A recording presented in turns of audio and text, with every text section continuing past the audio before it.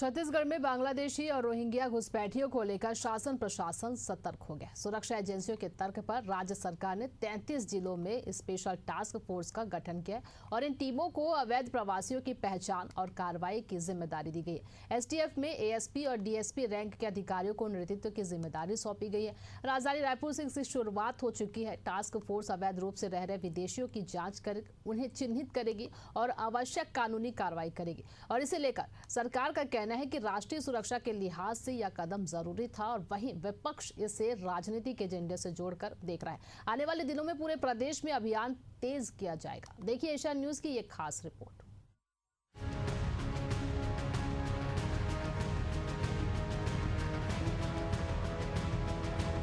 छत्तीसगढ़ में अवैध घुसपैठ को लेकर उप मुख्यमंत्री विजय शर्मा ने समीक्षा बैठक में सख्त रुख अपनाते हुए कहा कि ये केवल सीमावर्ती जिलों की समस्या नहीं बल्कि पूरे प्रदेश की सुरक्षा का मामला है। उन्होंने अधिकारियों को निर्देश दिया कि इस कार्य को सिर्फ रूटीन ड्यूटी न समझा जाए बल्कि इसे राष्ट्र और समाज की सुरक्षा से जुड़ा गंभीर उत्तरदायित्व मानकर पूरी निष्ठा से अंजाम दिया जाए। डिप्टी सीएम ने हॉटस्पॉट क्षेत्रों की पहचान कर सघन तलाशी अभियान, संदिग्धों की पहचान और किराएदारों के सत्यापन को प्राथमिकता देने के लिए निर्देश दिए।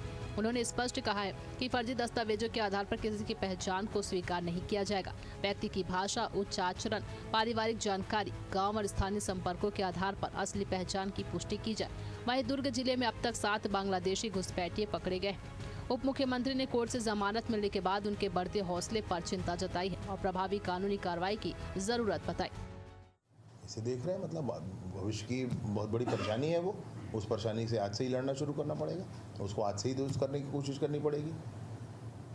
हम प्रखंड पंजीबद्ध, सिर्फ दुर्ग में 7 प्रखंड पंजीबद्ध हो गए और मैं सोचता हूँ कि और 70 हो सकते हैं। इतनी संख्या है और ये संख्या कोई मुझसे कहे कि अभी कैसे आ गए, आप क्या कर रहे हो, भाई ऐसे बात नहीं होती। ये सरकारों ने क्या किया, पिछली बार 5 वर्षों तक भूपेश बघेल जी की सरकार ने और जो अकबर ढेबर की सरकार रही, उन सरकारों ने बस यही काम तो किया है।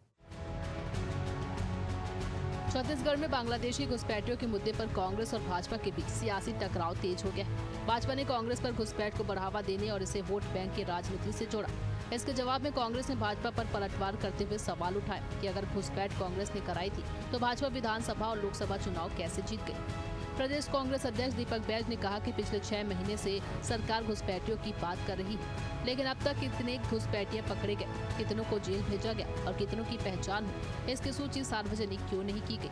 उन्होंने भाजपा पर कोरी कल्पना के आधार पर राजनीति करने का आरोप लगाया। वहीं उप मुख्यमंत्री गृह मंत्री विजय शर्मा ने कहा कि कांग्रेस की सरकार में वोट बैंक की खातिर घुसपैठ को खुला मौका मिला। उन्होंने स्पष्ट कहा कि बाहरी तत्वों को बख्शा नहीं जाएगा और उन्हें प्रदेश से बाहर का रास्ता दिखाया जाएगा। वो तो करते हैं ना, वो तो वोट बैंक बनाते हैं अपना, और इसीलिए इस दिशा पे कोई कार्रवाई नहीं करते हैं। क्यों नहीं किया 5 सालों में कोई कार्रवाई? क्यों खुला ऑफर रखा लोगों को आने के लिए? क्यों ऐसा करते हैं ये लोग? वो करते ही हैं। आप जीते हैं, हम तो और जीतेंगे। अभी अगले आने वाले 10 साल की सरकार छत्तीसगढ़ में भाजपा की होगी, इसमें कोई संशय नहीं है। उनको ध्यान रखना है इस बात का। हाँ, अच्छा, विपक्ष का धर्म निभाएं, बहुत अच्छी बात है, लेकिन अपनी पॉलिसीज़ ठीक करें। उसको पॉलिसी में ये ज़रूर ठीक करना होगा कि अगर बाहर के लोग हैं तो उनको बाहर का रास्ता दिखाया जाए। विधानसभा भारतीय जनता पार्टी चुनाव जीती, लोकसभा भारतीय जनता पार्टी चुनाव जीती, आरोप हमारे ऊपर लगा रहे हैं। ठीक, ये पिछले 6 महीने से ये काम कर रहे हैं कि बांग्लादेशी घुसपैठिया हमारे छत्तीसगढ़ में हैं।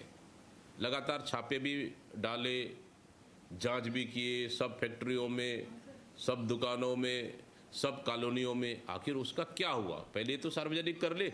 अभी तक कितने बांग्लादेशियों का इस सरकार ने सूची बनाया है, कितने लोगों को इन्होंने चिन्हांकित किया है, कितने लोगों को इन्होंने जेल भेजा है, पहले ये तो सूची सार्वजनिक कर ले।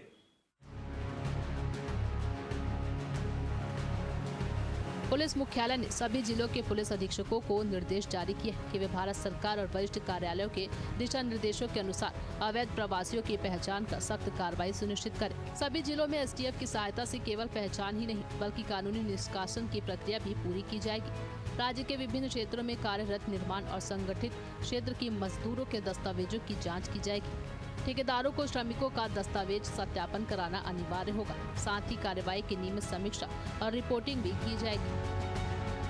रायपुर से एशिया न्यूज के लिए नदीम मेमन की रिपोर्ट।